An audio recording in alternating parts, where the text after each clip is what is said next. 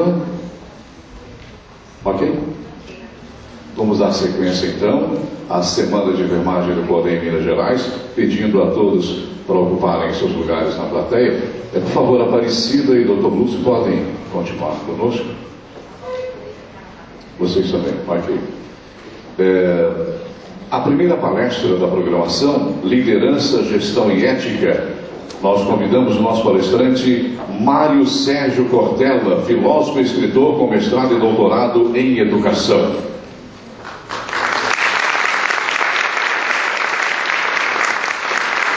Após a palestra, convidaremos, claro, o nosso moderador, professor Lúcio, e também a secretária Aparecida Horta para o nosso debate.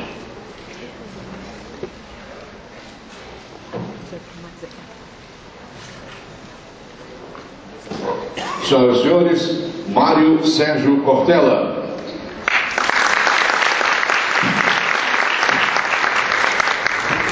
Nossa. Muito bem, satisfação imensa amanhã como hoje, num mês especial. Eu perguntava ao Lúcio em relação à razão, né, do dia 12, e imaginei até, por conta de ser da área de filosofia, que se devia a alguma questão até etimológica, porque o mês de maio, que é o mês em que estamos, é o mês exatamente da divindade do cuidado. Vocês sabem que o mês de maio tem seu nome vindo de uma divindade greco-romana, que é a divindade Maia, que é a deusa do parto, é a deusa do cuidado, é a deusa da nutrição, é a deusa da fertilidade. Aliás, quem aqui estudou filosofia talvez se lembre que em grego parto é maiêutica, se falava, por exemplo, no campo da filosofia, em maiêutica socrática. E é claro, maio é, por excelência, na tradição ocidental, um mês feminino.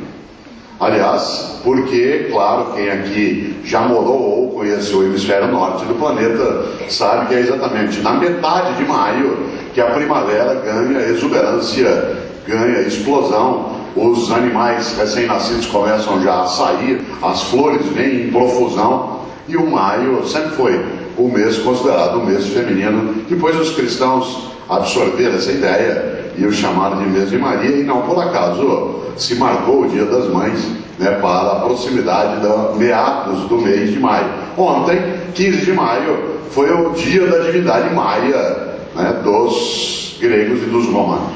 E por isso, quando a gente atua, pensa, trabalha com a perspectiva do campo da enfermagem, nós estamos pensando, em última instância, na capacidade de se lidar com a noção de cuidado.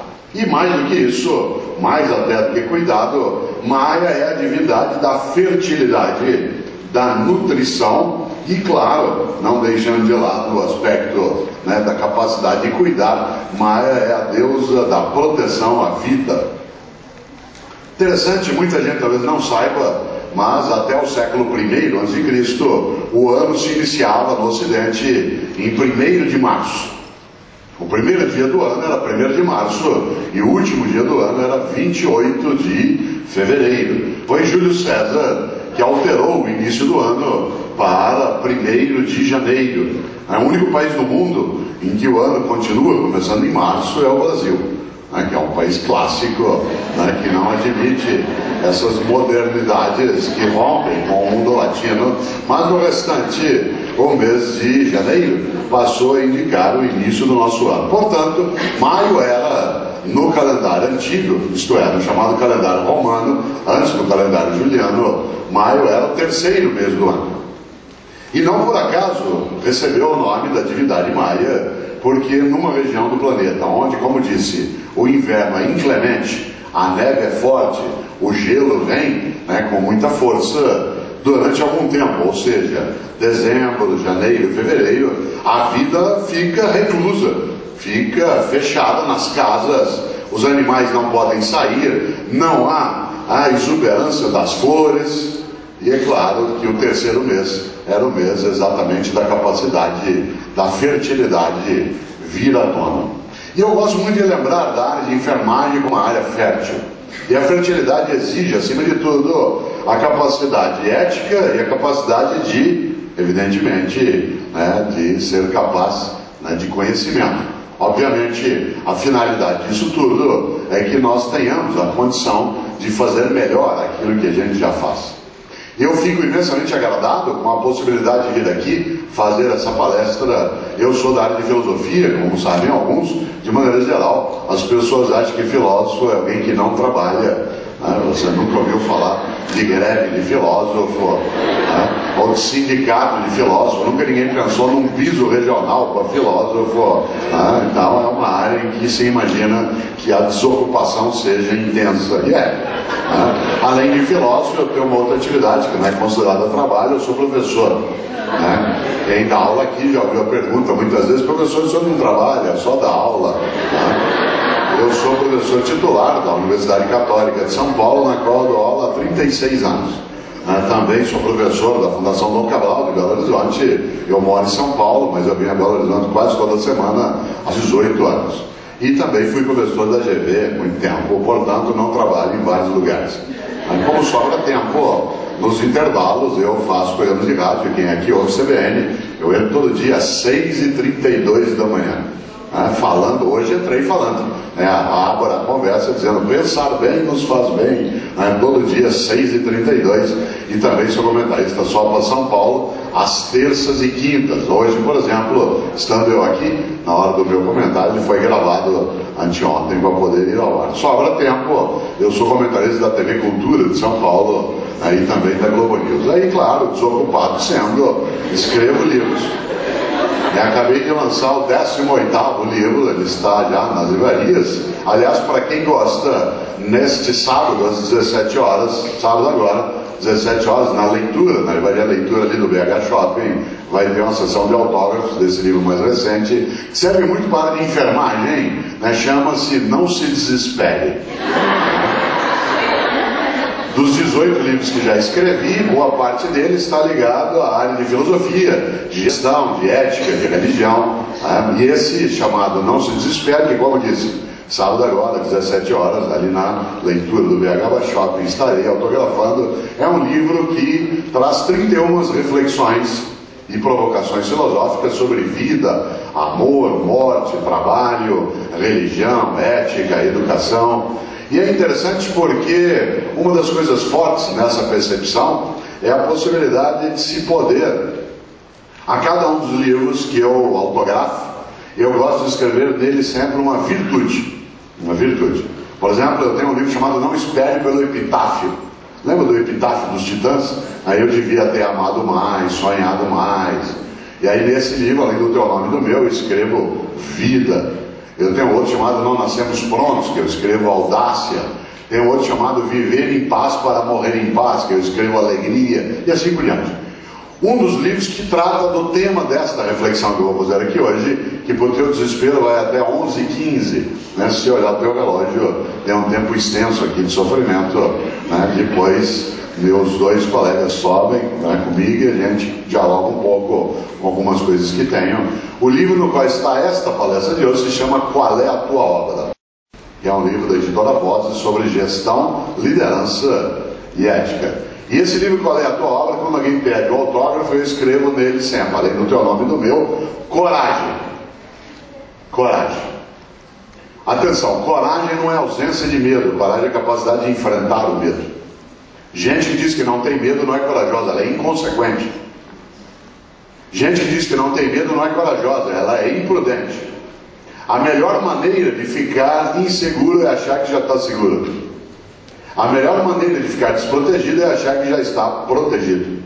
Quem aqui é pai ou mãe sabe muito bem que a fase mais complicada para nós é quando nossos filhos e filhas têm 15 ou 16 anos de idade, que eles acham que eles estão completamente seguros.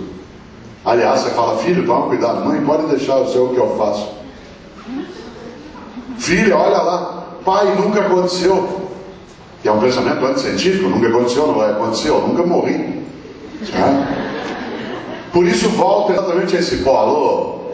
Coragem não é ausência de medo, é a capacidade de enfrentar o medo. O Corém, em Minas Gerais, não organiza uma semana à toa. É para pensar, debater, discutir. Porque se tem que ter medo de perder capacidade, competência, relevância social, posição ética, presença na comunidade. Insisto na ideia, coragem não é ausência de medo, é capacidade de enfrentá-lo. A natureza colocou para nós alguns mecanismos de proteção para a nossa integridade. Um é dor. Perdeu a capacidade de sentir dor, fica absolutamente desprotegido. Imagine eu andando aqui agora, tropeço nesse degrau, caio, meto a cabeça na quina, né, dessa cadeira, tenho uma concussão interna, fico com um edema, afeta exatamente a área de sensibilidade e a dor, e eu vou andando, não percebo que aqui tem uma tomada, encosto, começo a ser eletrocutado e não tenho sensação. Claro, fico ameaçado. A dor nos alerta imensamente. Outra coisa que a natureza colocou em nós, que nos ajuda muito, é medo. Não confunda medo com pânico. Pânico é incapacidade de ação, medo é estado de alerta. Pânico é incapacidade de ação. Por exemplo, você tem medo de cachorro? Que bom, gente inteligente tem medo de cachorro. Você enfrenta, isso é coragem.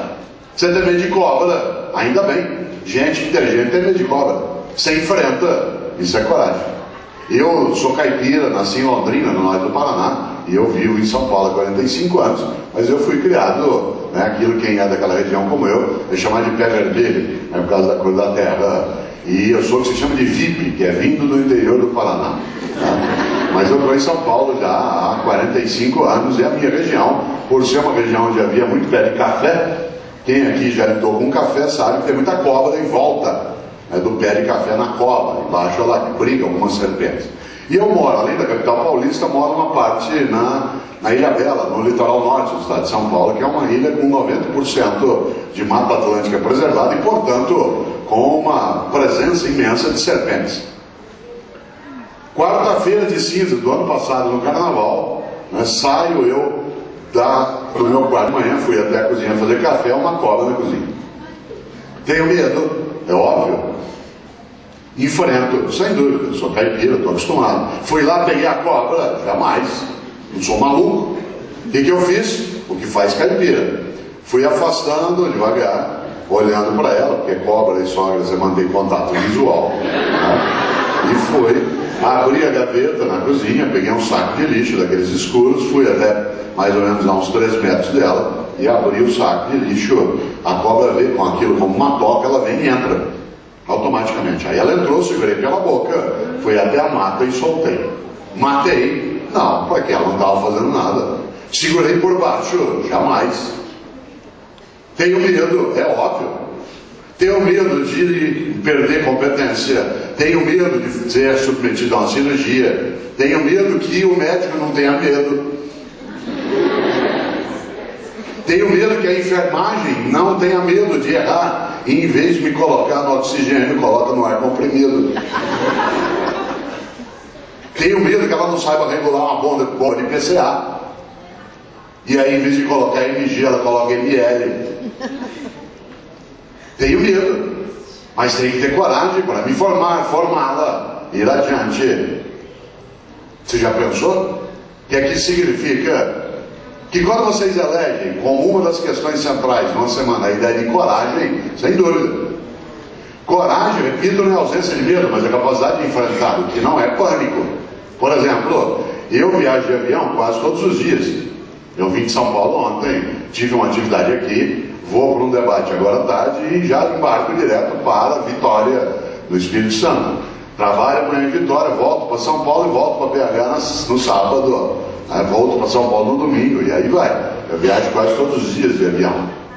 Tenho medo de avião, é óbvio. Osiris Silva, aquele que inventou a Embraer, que é um grande oficial, né, da aeronáutica, ele diz uma frase especial. Ele diz: há 2 tipos de passageiros de avião.